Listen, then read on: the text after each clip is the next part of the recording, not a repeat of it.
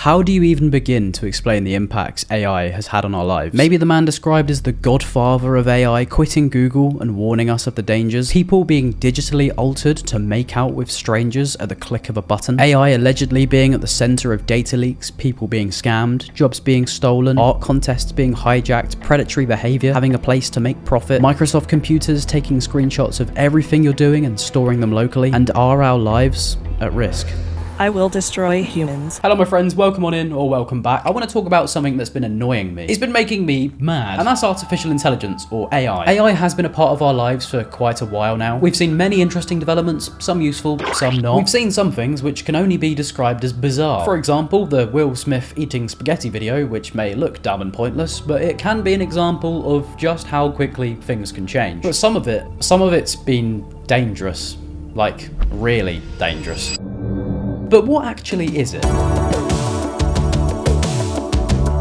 The theory and development of computer systems able to perform tasks normally requiring human intelligence, such as visual perception, speech recognition, decision making, and translation between languages. Not to be confused with artificial insemination, the medical or veterinary procedure of injecting semen into the vagina or uterus. Kind of freaky. Not the professional cream pie. But the origin of artificial intelligence can supposedly be traced back all the way to ancient history, with myths, stories, and rumors of artificial beings endowed with intelligence or consciousness by master craftsmen. But like, how do you know? Maybe AI can communicate with the dead guys and girlies. Yeah, that's been done too. But jumping forward to the 1940s, we saw the launch of the first programmable digital computer, with technical production ramping up during World War II. This device and the ideas behind it inspired scientists to begin discussing the possibility of building an electronic brain. The field of AI research was coined in a workshop at Dartmouth College, New Hampshire. Even back in 1956, they thought it had the potential to be as smart as humans. They just underestimated how difficult it would be to make. They set themselves a lofty goal of having it ready within a generation. 18 years later, with criticism from James Lighthill, a British applied mathematician, and pressure from US Congress, the British and US government pulled the plug. But in the early 2000s, we saw the rise of these funky robot products that clean your floors, and then later on a car that drives itself. Just get the bus. Then 2011 to 2014 was the rise of little voiced personalities in your phone, or an Alexa in your kitchen.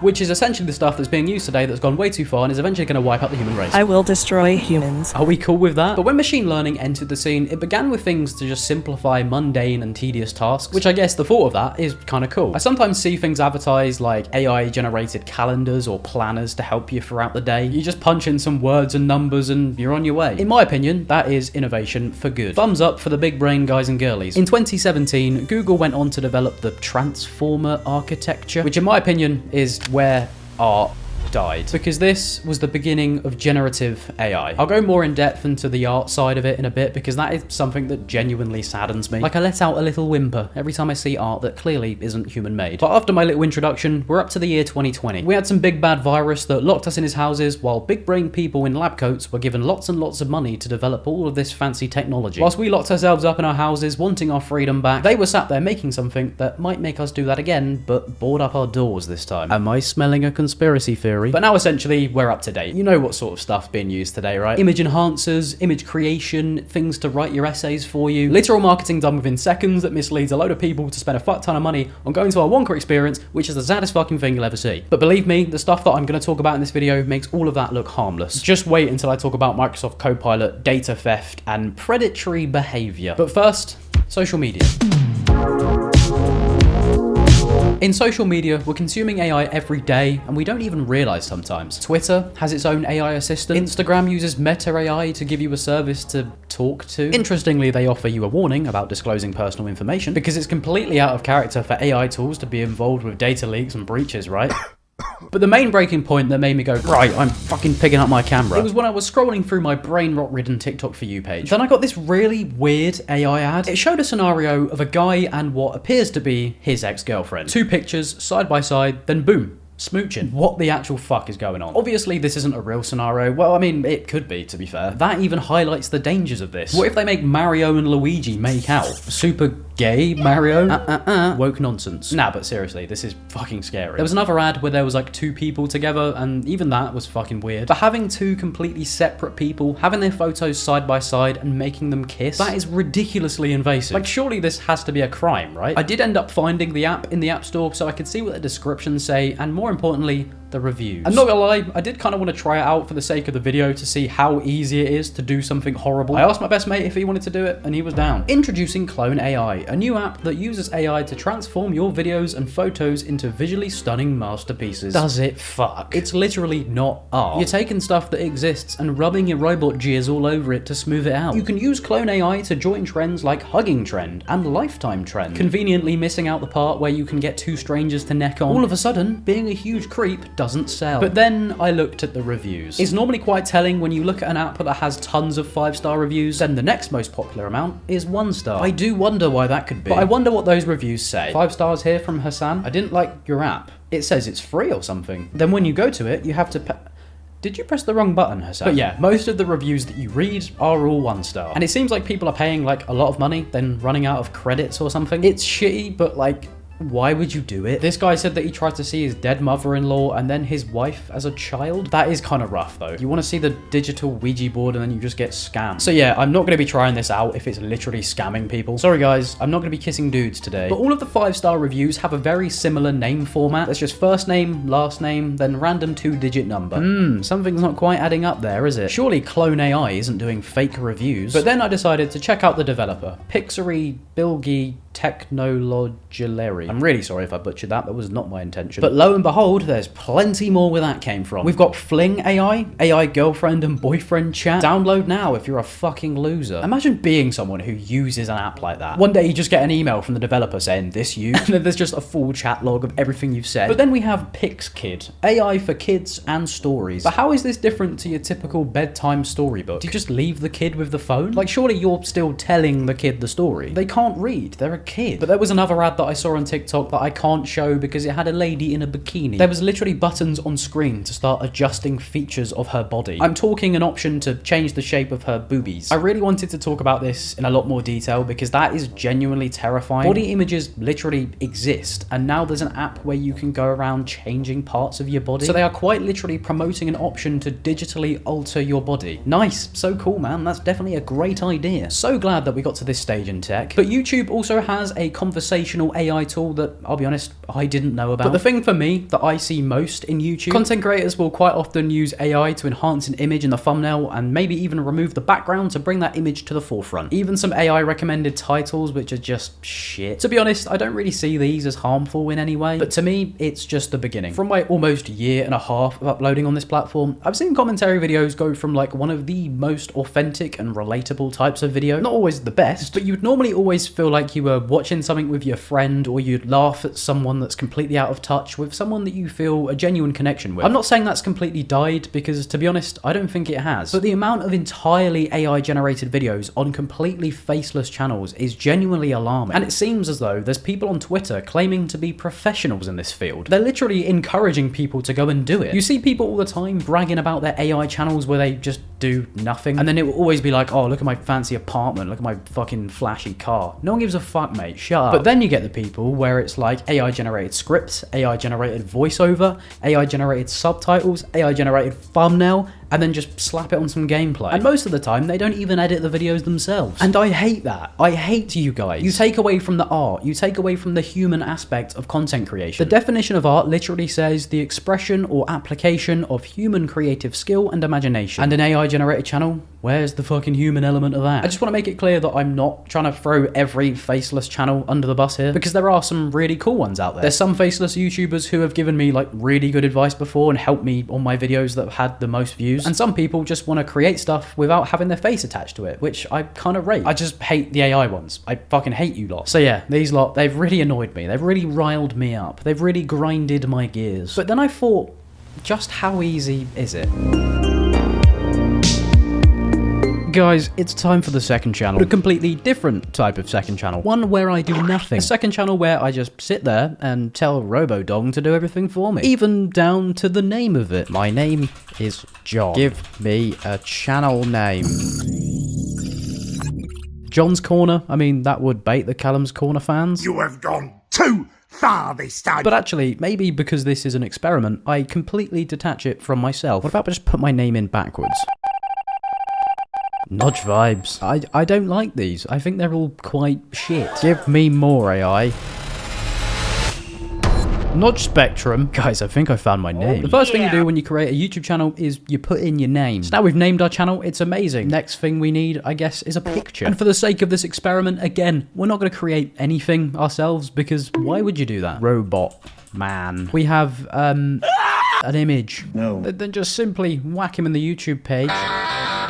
And then just like that, Nudge Spectrum has been born. So the next thing we need, well, is a video idea and a video. And if you just want to make a quick buck from YouTube, just like Hayley Welch decided to make a quick buck from her fans, just get some drama and controversy, because controversy sells. So we're going to go back to our trusty friend ChatGPT. So I just quickly asked it to explain the crypto scam, and it has given me some sort of like structured food for thought. So we could actually make a video from this. If we were to just copy and paste all of this and then put it into a Google document, drag it all in, we just get a quick word count, 423 words. There's not really going to be enough to get ads. And the whole purpose of these channels is just to make quick money. Now, instead of asking ChatGPT ever so kindly to make this script a little bit longer so that I can make money, I kind of had to take a step back and remind myself it's not a video for my own channel, it's a video for an AI channel. The whole purpose is to be as low effort and automated as possible. So I decided to forget about that and search for my text-to-speech voice. And on this deadly quest, there was a lot of bumps in the road. And by bumps in the road, I mean many different paywalls. And if we're starting out our journey for completely automated content, we don't have any money yet. However, I did find a website which has a scarily accurate Mr. Beast voice. Man, I love this John fella. You should defo, like, and sub. I hope for their sake that he agreed to do it, but for his sake, I hope he didn't. Having that man's voice so easy to manipulate is a scary thought. But unfortunately, I couldn't use that place without them charging me over £100 a year. Instead, Natural Reader has come to our aid. This scam took place in the world of cryptocurrency and primarily affected it. But now that we have our script, we've got it in our Premiere profile, all we need now is some backing gameplay. So I decided to give myself the really difficult task of recording myself playing Lego Batman. I had to get some enjoyment somehow. So now we've got our enthralling gameplay, you're just going to want to drag it on, make it the same length as the audio,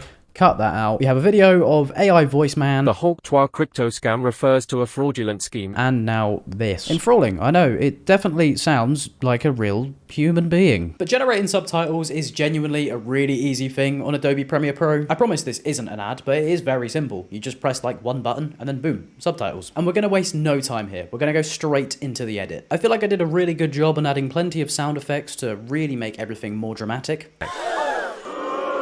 If that didn't make you engaged, I don't know what will. But to make the content even more engaging, I added these really cool stingers. Key elements of the scam.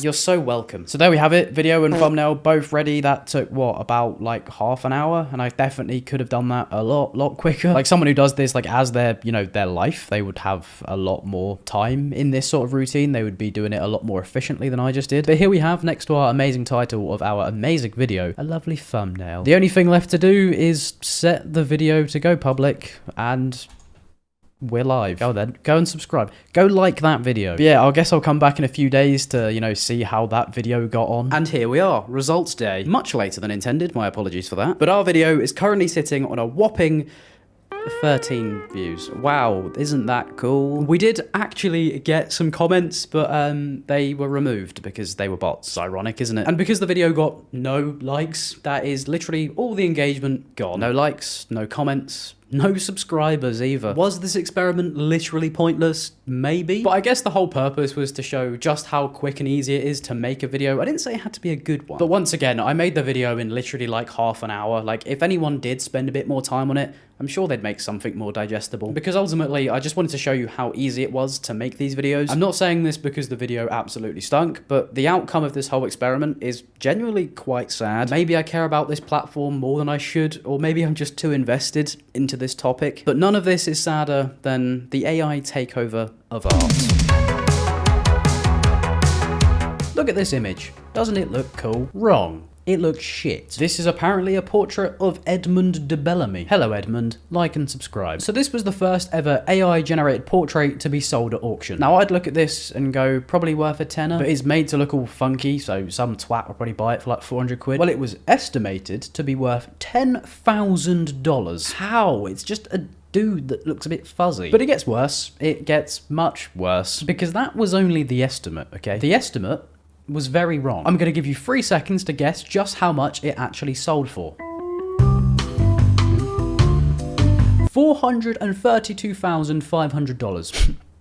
What the fuck? That's just insane. 43 times the estimate. But just generating things like that is terrible for actual artists. You just punch in some words and have something made for you. That's not art. You may have had the thought, but the artistic talent comes with bringing something to life. Writing in, generate me a cat with a straw. What the fuck is that? It looks stupid. I asked for an straw. It's got 2. Cat has 1 mouth. For something I saw when watching a video on this topic by Gabby Bell, some of these AI tools are being used in such a way where they're actually taking directly from artists. Not just the concept of stopping a real artist from getting their work seen. I mean knocking artists out of a competition for making art. Essentially, Pokemon ran an illustration contest earlier this year. Nearly 11,000 entries were submitted before they went on to decide on 300 pieces of art to make the quarterfinals. And there were some eyebrows raised when there were very similar names which had the same initials and some surnames, which in itself broke the rules of the competition of how many pieces of art you can actually submit. So big boo-boo there. But what got a lot of people very wound up is when some of these images got put in an AI checker and the results were quite conclusive. I think it's safe to say from this that these pictures are AI. I mean, they already have that AI stink to them, that AI whiff. In Gabby's video, she does show a bit more detail on how it's kind of given away with errors in the design. But there was also some artists which said that they had people throwing AI accusations at them, with some artists replying saying, I have no idea where any of this has come from, I make my stuff myself. With this line in particular really catching my attention, and it makes me wonder how often genuine art is being used in AI training. This video that you're watching right now could get claimed by some AI monster cock that's gonna fuck me with it when it says that this video is AI. I don't want that. No robot dicks, please. Just no dicks. That's right, it's not just art that's being generated. How about some historical figures? But there were some really creepy generated images of Kamala Harris that were circulating around the time of the election. I can't show them because she wasn't clothed. That's right guys, AI generated pictures of real women without their clothes on. Every time there's some sort of new technology, it always finds itself in the hands of absolute fucking creeps and wrong'uns. But not only is it genuinely terrifying for someone to have images of themselves like that circulating the internet, it can also be used for very disturbing purposes, including blackmail or worse. Quick trigger warning for people who like people who aren't very old. I have to say it like that because YouTube don't like the real word. I'll leave a timestamp on screen if you want to skip ahead of this part. I completely understand that. But essentially, Alex Murray, the National Police Lead for AI, tells us that the technology is growing rapidly because it's much more accessible. Things can go from international scale to someone's bedroom. He said the greatest volume of criminal AI use was by pedophiles who have been using generative AI to create images and videos depicting child sexual abuse. This is possibly the most disgusting thing you can do. That scum of a human being should never see the outside of a jail cell. And I kind of want to move on from that.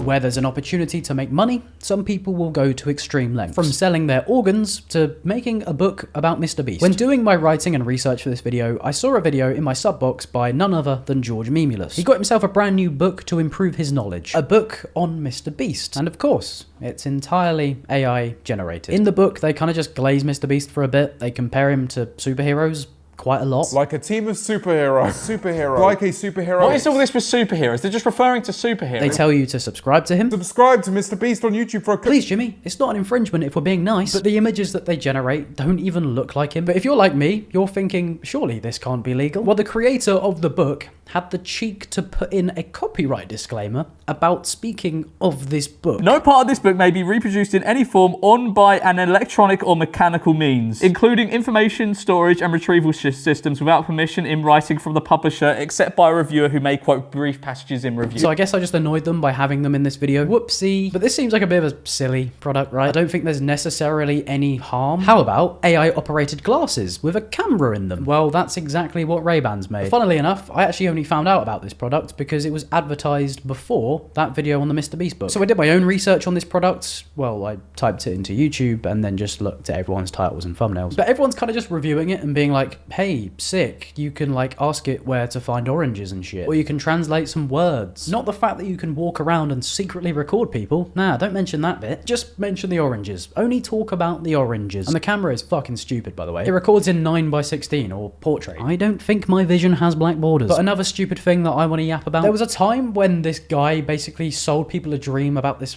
Wonka experience. At the time, it was really hyped up because the marketing looked amazing. The place was made to look glorious. People were charged £35 a ticket, and this is what they got. So obviously there was some very angry parents and some very upset kids. They felt ripped off and their hearts ripped out. Not just because they were sad, no, because this fucking thing scared the life out of them. What is that?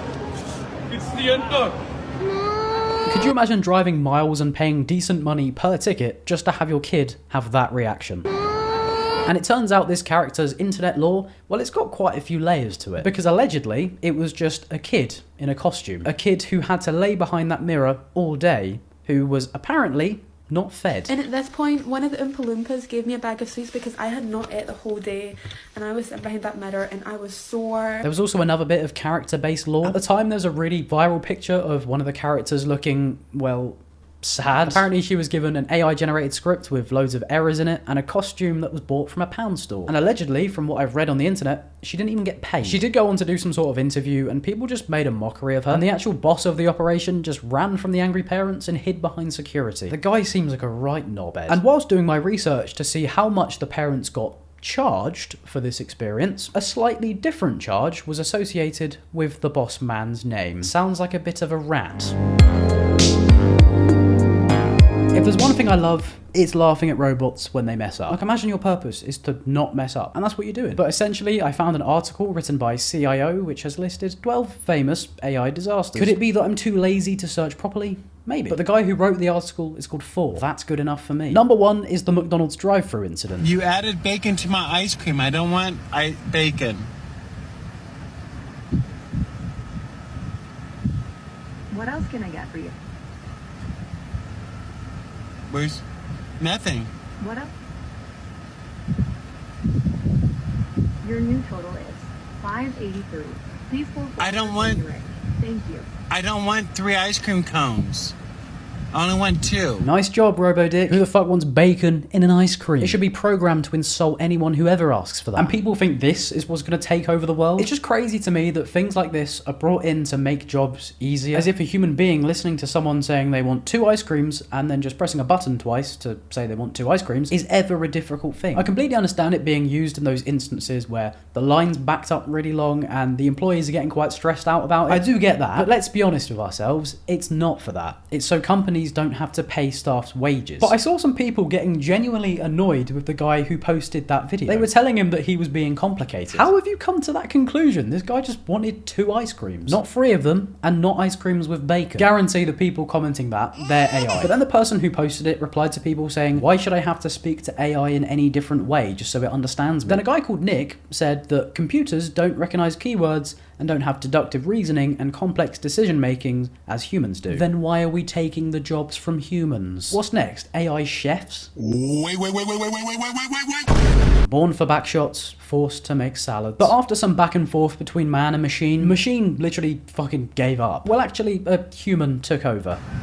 2 ice cream cones, your total will be $3.80 and it's an expensive. Thank you. How easy was that? But let's think logically. How often do you go to like a McDonald's drive-thru and the cars alongside you, there's families with kids, and normally the kids are in the back making a fuck ton of noise. Parents could well be arguing in the front because they don't like each other. AI would shit itself. You'd have to ditch your family and go alone. If you're gonna degrade service workers by putting stinky robots in charge, expect to lose business. ChatGPT hallucinates court cases. According to this article, one day an attorney named Stephen Schwartz decided to do his job using ChatGPT. Apparently, a document that was filed included false names and docket numbers along with bogus citations and quotes. Schwartz's partner, Peter DeLuca, was Matter's lawyer of record and signed the brief, putting himself in jeopardy as well. Naughty, naughty. Schwartz then apparently told the court it was his first time ever using ChatGPT. Valid excuse. Because you would just chance something like that, wouldn't you? Guys, this is my lawyer. Am I cooked? But yeah, you got fined $5,000. So did his partner. And then the case got dismissed. Further proof that you should just use your brains, people. I'm not gonna lie, I thought this article would just kind of include like silly, goofy moments. But it turns out there was an incident where AI was just spouting race hate. Not very cool, AI. But from race hate to unwanted pictures. Because I want to talk about Microsoft Copilot. Essentially, there's like a little robo guy who sits on your computer and takes little screenshots of everything that you've been doing. I mean,